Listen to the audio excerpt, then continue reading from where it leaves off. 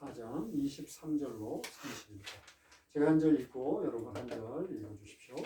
사도들이 노임에 그 동료에게 가서 제사장들과 사도들의 말을 다 알리니 그들이 듣고 한 마음으로 하나님께 소리를 높여 이르되 대주제여 천지와 바다와 그 가운데 만물을 지으신 이시오. 또 죄종 우리 조상 다윗의 입을 통하여 성령으로 말씀하시기를 어찌하여 열방이 분노하며 족속들이 허사를 경영하였는고 세상의 군왕들이 나서며 관리들이 함께 모여 주와 그의 그리스도를 대적하도다 하신 이로소이다.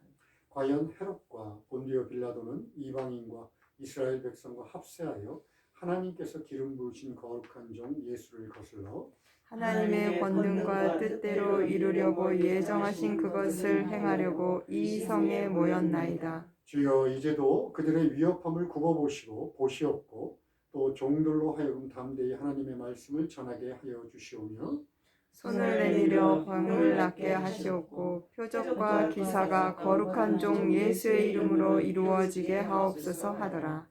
같이 읽겠습니다.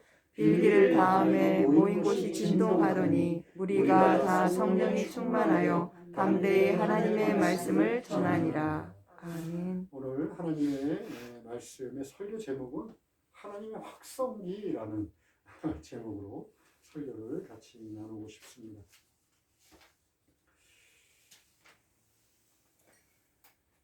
20세기의 최고의 지성이면서 또 기독교 변증가인 C.S. 루이스라는 사람이 있어요. 이 C.S. 루이스가 참 기독교계에 많은 영향력을 끼친 사람인데 그가 이런 말을 합니다. 평온한 시기에는 하나님은 속삭이지만 고난의 시기에는 하나님은 소리치신다. 이런 말을 해요. 제가 오늘 본문을 설교를 전하기 위해서 여러 차례 묵상을 하면서 이 본문을 통해서 이 C.S. 루이스의 이 말이 생각이 났어요. 오늘 함께 이 말씀을 묵상한 이 말씀을 기초로 해서 오늘 설교를 진행하고 싶습니다. 지난주에 우리가 살펴봤지만 사도 베드로와 요한이 유대의 지도자들에게 붙잡힙니다. 그래서 이제 밤이 늦어서 하룻밤 붙잡혀 있다가 그 다음날 새벽 일찍같이 이제 재판장에 서요. 그래갖고 막 위협을 당하고 경고를 하고 이러고서 노임을 당합니다. 그러고 난 다음에 일어났던 일이 오늘 본문이에요. 특별히 기도입니다. 기도. 내용 전체를 보면 기도로 분류할 수 있어요. 아까 이렇게 읽으시면서 봤지만 노임 받고 났는데도 기도 내용은 어때요? 좀 이렇게 막 좌절해 있거나 이렇지 않잖아요. 그죠? 승리, 막 결단, 막 이런 것들이 넘치고 있잖아요. 그런데 한 발짝 뒤로 물러나서 우리 한번 생각해 봅시다.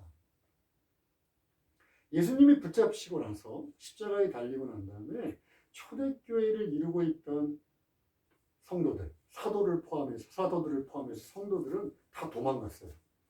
왜 도망갔죠? 이런 일이 있을까봐 도망간 거잖아요. 그죠? 그러니까 야 사도들이 붙잡혔대. 딱 그 소리를 들었을 때 초대교회 성도들이 뭐야 이런 생각을 한 게 아니에요. 드디어 올 게 왔구나 라고 생각했을 게 틀림없어요. 그런데 그들이 오늘 사도들이 풀려나고 난 다음에 드리는 기도의 내용을 보니까 와 이건 올 게 왔구나가 아니에요. 그죠? 승리에 막 찬양으로 넘칩니다. 결단으로 넘쳐요. 여러분 교회는 이제 이것을 시작 그러니까 사도 베드로와 사도 요한이 붙잡힌 그것으로 인해서 교회 2000년 역사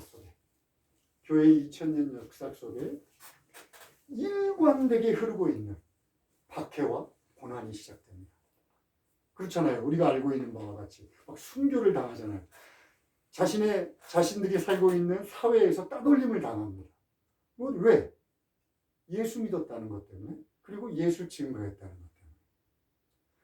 뭐 사회에서 따돌림 당할 뿐만 아니라 가족으로부터 떠나지 않으면 안 되는 경우도 있어요. 심지어 목숨까지도 뺏깁니다.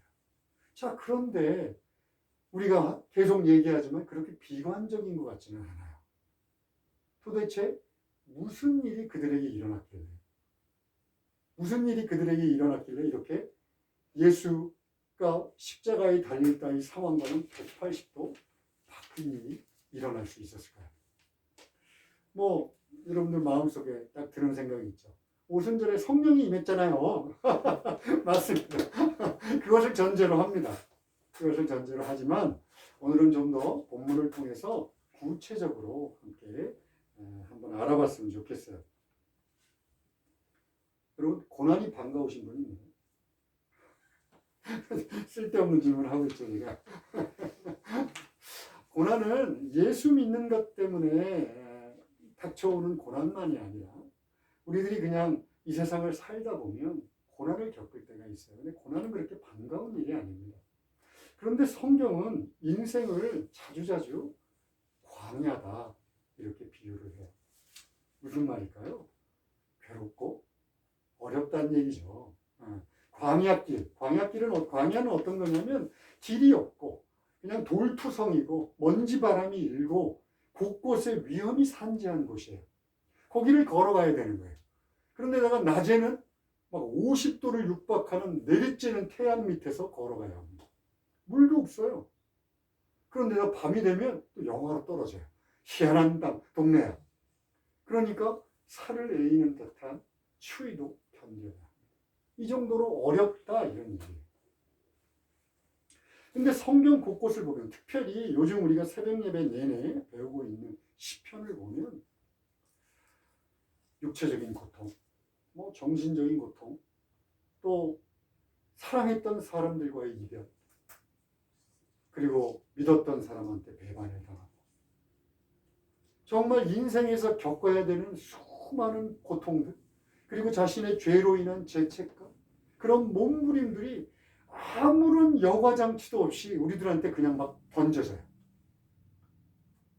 그만큼 인생이 녹록하지 않다라는 증거이기도 합니다. 여러분, 이런 고난이 닥치면 우리들은 어떻게 되냐면 대부분 흔들립니다. 대부분 힘들어하고 어려워합니다. 그런데 오늘 본문을 보면 그렇지 않을 수 있는 방법이 있지 않을까 하는 기대감을 갖게 해요.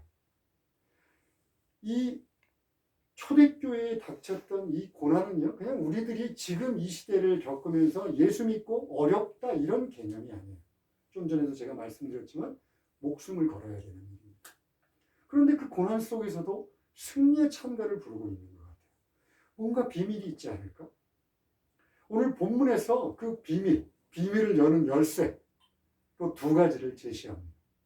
제가 하도 말해갖고 이제 미미의 탁구라고 귀에 못이 박혀 있는 사람들도 있을 텐데, 결론부터 얘기하면 말씀과 기도입니다. 오늘 본문 전체는 제가 말씀드린 대로 하나의 기도입니다. 하나의 기도. 그런데 이렇게 자세히 살펴보면 두 가지로 나누어서 생각할 수 있어요.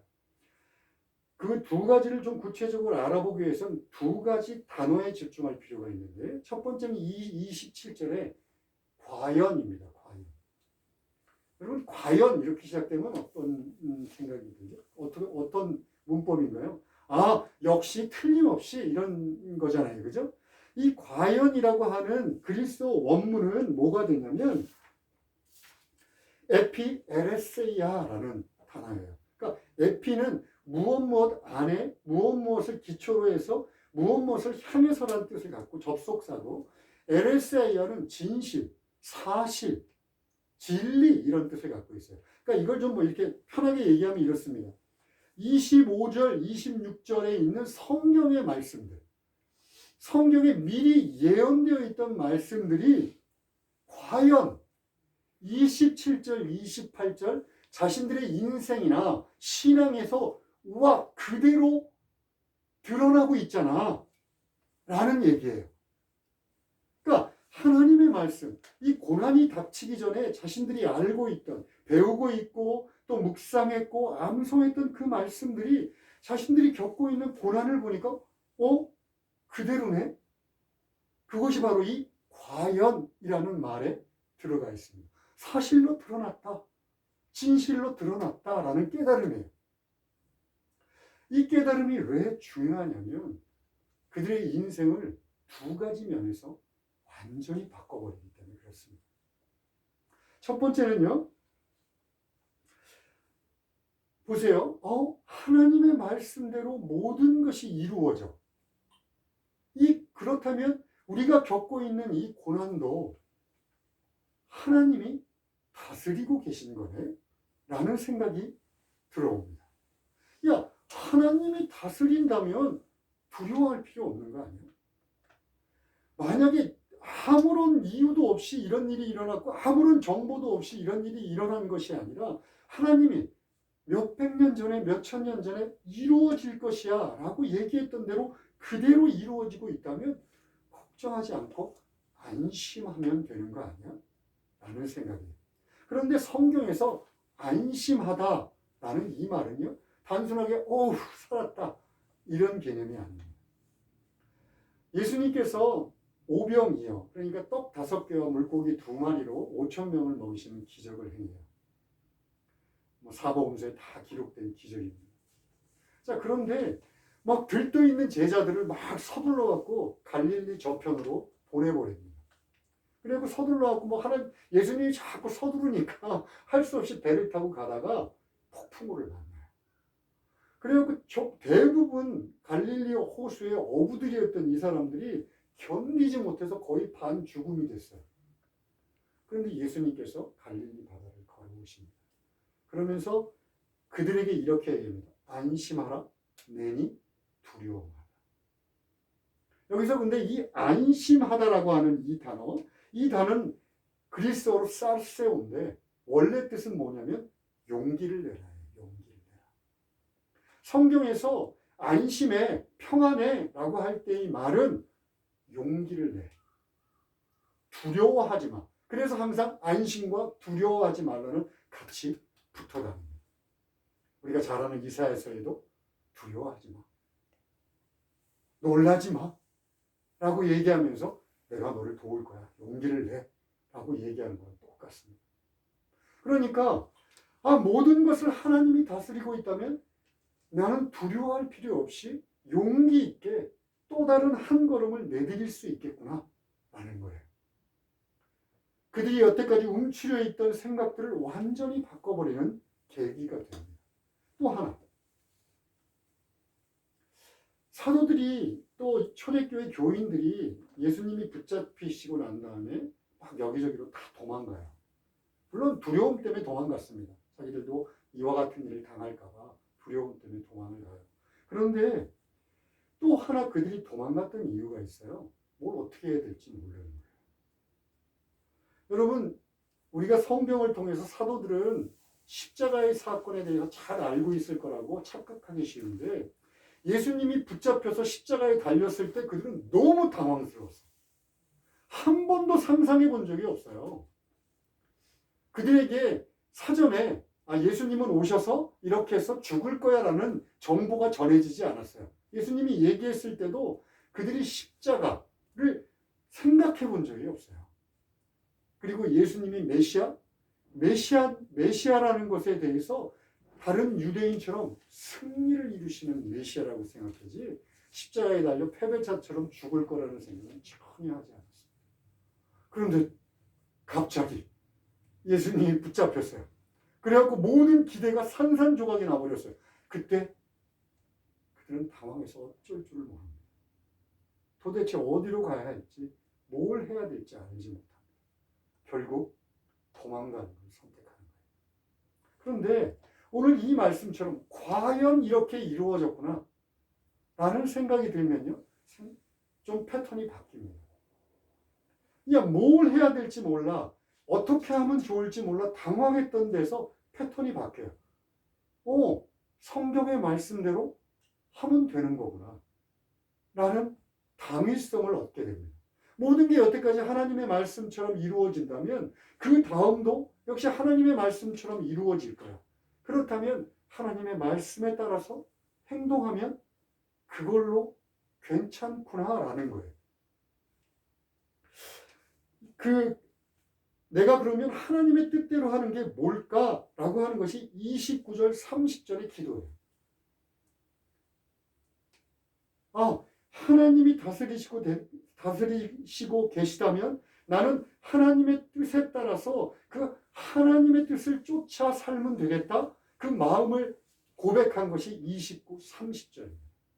마치 시편 119편 105절에서 하나님의 말씀은 내 발의 등이요 내 길의 빛이니이다 라고 하는 것처럼 그 빛을 쫓아가겠다는 결단.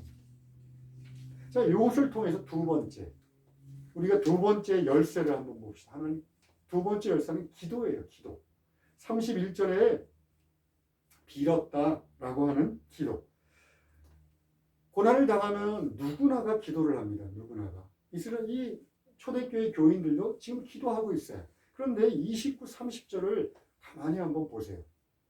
주여, 이제도 그들의 위협함을 굽어보시고 또 종들로 하여금 담대히 하나님의 말씀을 전하게 하여 주시오며 손을 내밀어 병을 낫게 하시옵고 표적과 기사가 거룩한 종 예수의 이름으로 이루어지게 하옵소서 하더라. 이것 때문에 오늘 전체 본문이 승리의 창가처럼 보이는 거예요. 와, 막 가슴이 뜨거워집니다. 근데 이 내용을 한번 보세요. 왜 이 사도 베드로와 요한이 붙잡혔나요? 사도 베드로와 요한이. 담대히 하나님 말씀 전하다 그랬어요. 손을 내밀어서 안진뱅이, 40년간 안진뱅이를 예수님의 이름으로 기적을 베푸름으로 그것 때문에 붙잡혔어요. 그러니까 이 얘기를 다시 바꾸면 하나님, 이제 노인지 바로 그때 또 이렇게 기도하는 거예요. 하나님, 제가 다시 붙잡히도록 해주세요. 와, 우리들이 기도하는 너무 다르네요. 그죠? 다시 붙잡히도록 해주세요. 근데 이게 빈말이 아닙니다. 나중에 사도행전 5장 42절, 나중에 또 우리 한번 볼 거예요. 이때 또 잡혀요, 사도들이. 그리고 이번에는 그냥 이렇게 말로 위협을 당하거나 협박을 받고 쫓겨나는 것이 아니라 두들겨 맞아요. 심한 채찍질을 당합니다. 그리고 노임을 받고 난 다음에 모습을 이 5장 41절에서 지금 이렇게 얘기합니다. 한번 같이 읽을까요? 시작. 사도들은 그 이름을 위하여 능력받는 일에 합당한 자로 여기심을 기뻐하면서 공회 앞을 떠나니라. 네. 아까 그 기도가 가짜가 아니네요. 그죠? 정말 우리가 기도드린 대로 그대로 되었구나. 다시 붙잡혀서 그런데 그것이 부끄러운 것이 아니라 기쁜 일이구나. 그렇게 기도한 대로 반응하고 있는 거예요. 어떻게 이런 일이 가능했을까요? 그들의 기도는 도대체 우리랑 어떤 차이가 있었길래 그들은 어떤 기도 훈련을 통해서 또 신앙의 훈련을 통해서 이런 기도를 드리며 살 수 있었을까요? 이 질문에 답하기 위해서 제가 한 가지 질문을 좀 던지고 싶습니다. 여러분, 환난 날에 기도하기 쉽습니까?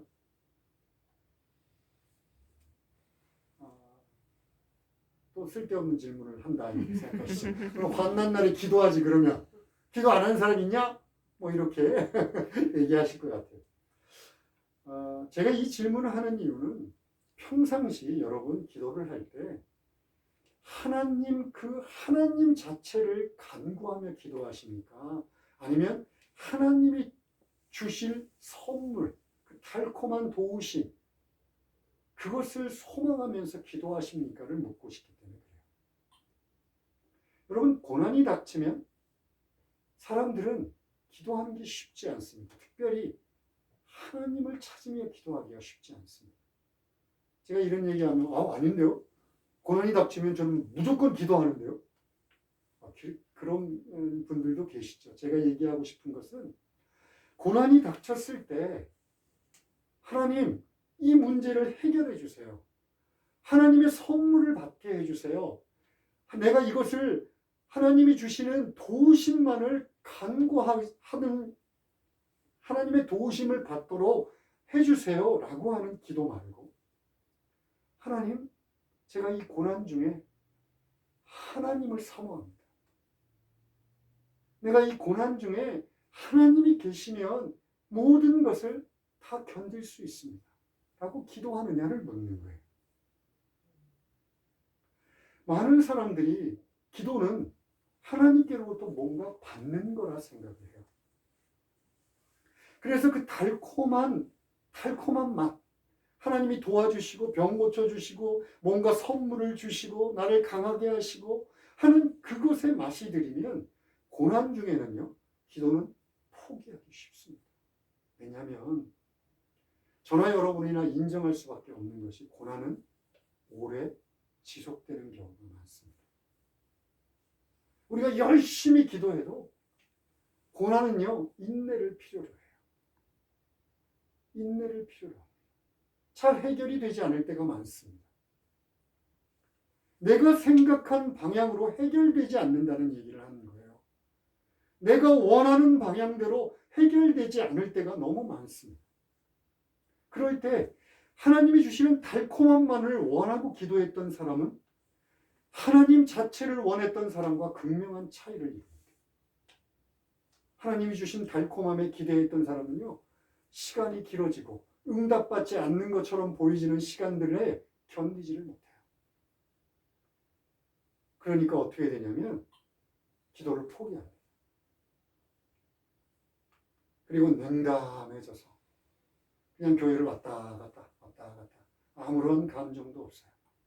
심지어 신앙으로부터 벗어나는 사람들도 있습니다. 그런데 평상시에 하나님의 임재, 하나님이 함께 하시면 제가 모든 것을 할 수 있습니다 라고 하나님의 임재를 강구했던 사람들은요, 고난의 순간에도 하나님이 계시다는 확신이 들면 그 확신은 희망이 됩니다. 이 희망이 어떤 희망이냐면 내가 능히 이 고난을 이길 수 있어 라는 희망입니다. 이들을 향해서 하나님은 이사야서 43장 2절에서 이렇게 얘기합니다. 우리 함께 읽을까요? 시작. 내가 물 가운데로 지날 때에 내가 너와 함께 할 것이라. 강을 건널 때에 물이 너를 침몰하지 못할 것이며 내가 불 가운데로 지날 때에 타지도 아니할 것이요 불꽃이 너를 사르지도 못하리니. 자세히 보십시오. 내가 너를 물 가운데로는 절대로 지나지 않게 할 거야. 내가 너를 불 가운데로는 절대로 지나지 않게 할 거야 라고 말씀하지 않으세요. 네가 인생을 살다 보면 인생의 그 거친 광야 속에서 몰아치는 태풍 속에서 물 가운데를 지날 일이 있을 거야. 또 불같은 시험을 만날 때가 있을 거야. 그런데 내가 너와 함께하리라. 어떤 순간에도 내가 너와 함께할 거야. 그러면 물이 너를 함몰치 못해. 불이 너를 사르지 못해. 여러분, 불이 사르지 못해 이 대표적인 케이스가 다니엘서에 나오는 세 친구. 제가 한번 설교에서 예를 들었죠.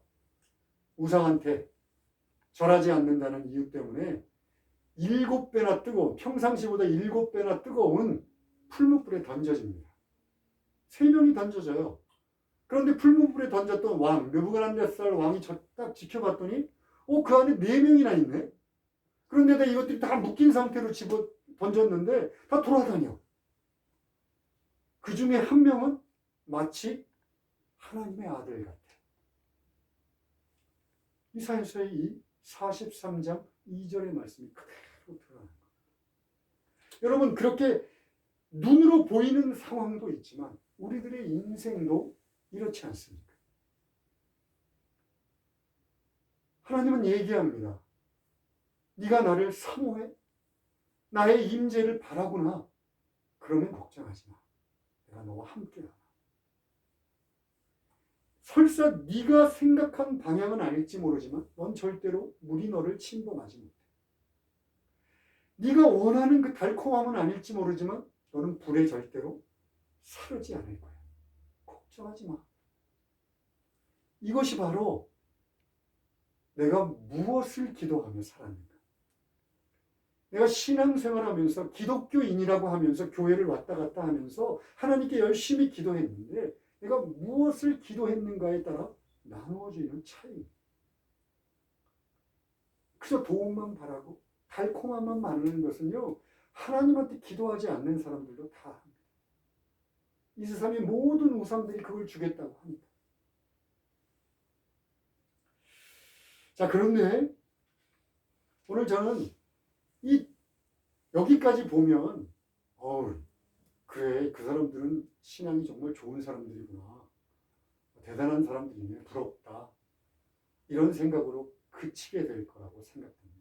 그런데 저의 인생을 보면, 저의 인생을 돌이켜보면 저도 고난의 인생을 많이 겪었어요. 물론 여기 저보다 훨씬 더 인생의 경험이 긴 사람들하고는 비교가 되지 않지만 살아보니까 여러 가지 우여곡절의 삶을 살게 되더라고요. 특별히 정말 견딜 수 없는 고난의 때를 지난 적도 있어요. 근데 그때는 제가 지금 얘기했던 두 가지 비밀의 열쇠 이런 거 소용없더라고요.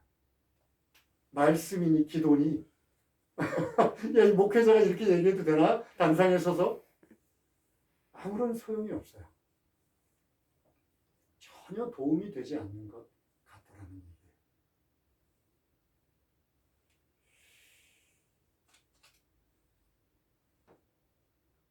오히려 고난, 정말 견디기 힘든 고난이 내 인생을 닥쳐오니까 내가 그동안 갖고 있다고 생각했던, 나는 제법 강한 신앙을 갖고 있어 라고 생각했던 것이 착각이라는 것을 알게 됩니다. 그리고 내 신앙의 밑바닥이 그대로 드러나는 걸 경험하게 돼요. 심지어 내 인격의 밑바닥마저 경험하게 됩니다. 아무것도 아닌 일에 막 화가 나고, 주변의 사람들한테 공연히 짜증이 나고, 잘 나가는 사람들 보면 막 이를 부득부득 갈고, 좋은 말로 하는 위로도 전혀 위로도 드리지 않아요. 하나님의 말씀을 읽어야 된다고 의무감에 앉아서 하나님의 말씀을 읽지만 하나도 머리에 들어오지 않아요.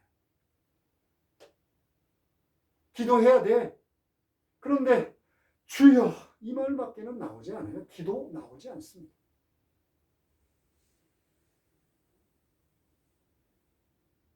그런 순간들에 제가 지금 얘기했던 이 내용들은 아무런 도움이 되지 않더라는 거예요. 언제까지? 하나님이 그 모든 환난을 뚫고 내게 말씀하실 때까지. 여러분, 제가 우리 은정자매도 갔지만 태풍 속에서 일본어 예배 신바 세례식을 거행한 적이 있습니다. 남들이 보면 미친 짓이라고 하겠지만 나름대로 파도가 없는 곳 잘 찾아서 세례식을 거행했어요. 그런데 나중에 이제 세례식이 끝나고 난 다음에 그 동영상을 보니까 이제 제가 세례를 드리기 위해서 바다 조금 가까이 바다 안으로 들어갔어요. 그리고 이제 거기서 큰 소리로 막 외칩니다. 그 세례의 내용을 막 외쳐요. 한 개도 안 들려. 하나도 안 들리더라고요. 빗소리, 바람소리에 다 묻혀가지고 하나도 안 들려요. 여러분, 인생의 고난이 닥치면, 태풍이 불어오면 마치 이와 같아요. 성경의 말씀, 기도하라는 하나님의 조언, 주변 사람들의 위로 한 개도 들리지 않습니다. 아니, 어쩌면 듣고 싶지 않은지도 몰라요. 머리로는 이해합니다. 저도 신앙생활을 오래 했고 성경 교사였고 하니까 성경의 말씀들을 빠삭하게 압니다. 그런데 몸과 마음이 따로 놀아요. 그런 우리를 보면서 하나님이 안타까워하십니다. 하나님이 안타까워서 어쩔 줄 모르세요. 그래서 확성기를 들고 큰 소리로 외칩니다. 오늘 서두에서 제가 말씀드린 C.S. 루이스가 얘기했던 고난 중에는 하나님은 큰 소리로 외치시다. 우리가 들을 수 있도록 큰 소리로 외치세요. 모든 태풍의 소리, 우리들의 환난의 소리, 시끄러운 모든 것을 압도할 수 있도록 하나님께서 우리에게 강력한 소리로 외치십니다. 그 소리가 우리들한테 꽂히기 전까지는 우리는 절대로 제가 앞서 본 말씀이니 기도니 이런 것들에 집중할 수 없어요. 그런데 여러분, 왜 하나님의 말씀은 이렇게 모든 것을 압도하는 줄 아세요? 하나님의 말씀이니까? 뭐 맞는 말인데. 외부에서 들려오는 소리가 아니라 우리 안에서 울리는 소리이기 때문에 그래요. 우리 안에서 내부를 진동시키고 흔들어버리는 굉음 같은 소리니까 듣지 않을래야 듣지 않을 수 없어요. 바로 성령이 일하시기 때문에 그렇습니다. 성령이 우리 귀에다 대고 얘기하는 것이 아니라 우리 안에 모신 성령이 우리를 흔들어버립니다. 꼼짝 못하도록 하나님의 말씀에 귀를 기울이지 않고는 도저히 견딜 수 없도록 우리를 흔들어버리세요. 하나님의 확성기는 성령입니다. 그렇게 성령이 우리를 흔들게 되면, 그래서 하나님의 말씀이 우리한테 확 하고 몰아치면 태풍이니 우리들의 고난이니 문제가 되지 않습니다. 우리의 눈이 열려요. 아, 하나님이 함께 하시는구나. 나의 인생 속에 하나님이 함께 하시는구나. 나의 이 고난의 광야길 속에, 나의 이 물 가운데로 지나는 저곳에, 나의 이 불 가운데로 지나는 이곳에 하나님이 함께 하시는구나.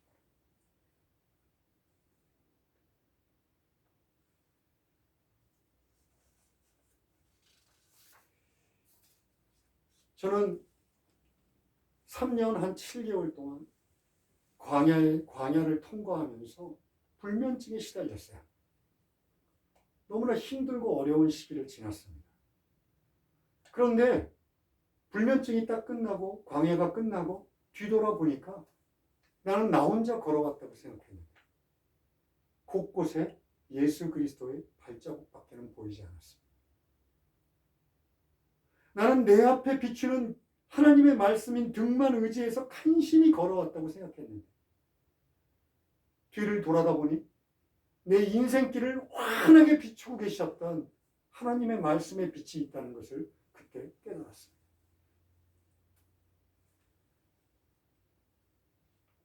그런데 제가 오늘 전반부에서 얘기했던 평상시에 하나님의 말씀, 내가 묵상하고 기도하고 외웠던 그 하나님의 말씀과 내가 평온한 시기에 하나님의 속삭이는 음성을 들으며 하나님의 임재를 간구했던 그 하나님과의 관계가 없었다면 아무리 하나님의 음성이 내 안에서 울린다 하더라도 나는 다시 일어서지 못했을 거예요. 여러분, 우리가 하나님의 말씀을 평상시에 묵상하고 하나님의 말씀을 평상시에 암송하고 배우지 않으면, 그리고 하나님의 임재를 간구하며 하나님을 사모하지 않으면 고난 중에 하나님을 만나는 방법이 없다고 봐야 합니다. 아니, 있을 수 있겠죠. 하나님의 일을 내가 어떻게 나의 좁은 틀 안에 가둘 수는 없으니까. 그러나 우리가 평상시에 하나님을 간구하고 하나님의 말씀을 사모했던 그 일을 통해 하나님은 우리를 다시 일으켜 세웁니다. 저 깊은 웅덩이에서 우리를 불러일으켜서 높은 바위 위에 세우시고 우리를 자유롭게 뛰놀게 하십니다. 오늘 초대교회의 성도들, 고난이 이제 막 닥치기 시작했어요. 그리고 그들은 뿔뿔이 흩어져서 도망갔던 사람들이에요. 그들이 성령을 통해서 하나님의 이 음성을 들었습니다. 자신들의 인생의 터를 흔드는 하나님의 음성을 듣게 된 거예요. 그래서 오늘 우리가 본문에 본 것처럼, 와, 놀라운데 승리와 찬양과 결단으로 넘치잖아. 여러분, 여러분들이 성령을 통해서 여러분들의 터가 진동한다면 여러분들의 인생도 와 놀라운데 승리와 찬양과 결단이 넘치잖아 라고 많은 사람들이 고백하게 될 것입니다. 마지막으로 31절 한번 봅시다. 빌기를 다음에 모인 곳이 진동하던 여러분의 삶이 진동되기를 원합니다. 성령으로 충만하기를 원합니다. 우리가 다 성령이 충만하여 오늘 이 성령이 충만하다는 얘기는 다른 의미로 하나님의 확성기를 통해서 우리들의 인생이 하나님의 말씀으로 채워진다는 얘기이기도 합니다. 그렇게 담대히 자신의 삶으로 자신의 입으로 하나님을 증거하는 인생을 살기를 소원합니다. 기도합시다.